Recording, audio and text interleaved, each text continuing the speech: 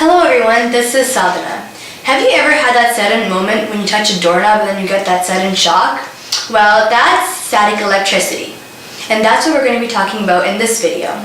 First, I'm going to be starting off with what static electricity is and its relationship with atoms. Then I'm going to be giving a few examples of static electricity in real life. You might already be familiar with lightning as an example, but I'm going to be saying a few more.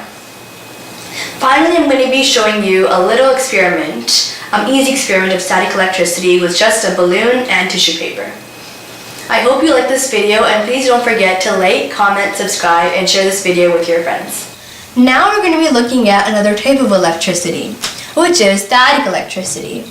A lot of you might be familiar with static electricity as when you get a sudden shock once you touch something such as your doorknob. But what is static electricity and why does this really happen?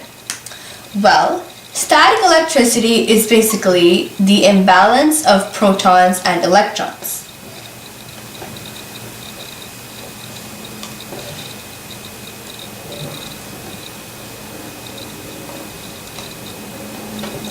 So, an example of this would be when you slide down a slide and all of your hair stands up straight.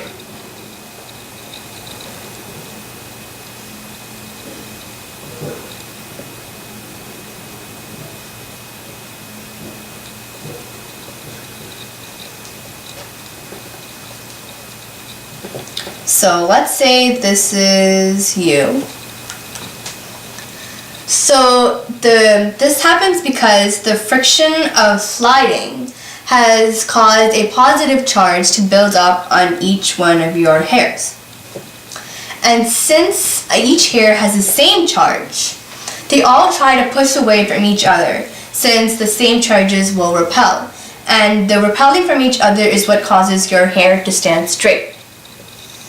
So likewise, when your skin is charged by rubbing, let's say, your hands, your skin is now charged with static electricity.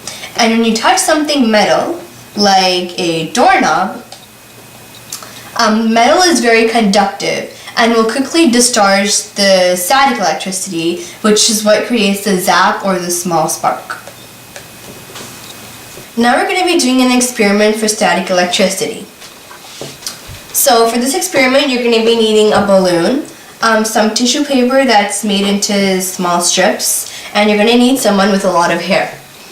So the point of the experiment is to see if the balloon can attract the tissue paper once you've rubbed it on your hair. So right now, if I just try to get it onto the balloon, it doesn't. But if I rub it on my hair really fast, and then I try to attract it,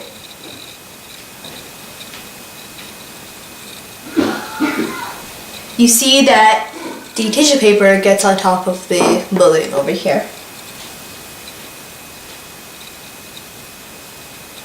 And so basically what happens is, when I'm rubbing it on my hair, the outer electrons in my hair go onto the balloon. And so now the balloon is negatively charged. So when I bring it to the tissue papers are all positively charged. So we know that opposite charges attract each other. So since this one's negative and these are positive, when I bring them to each other, they attract.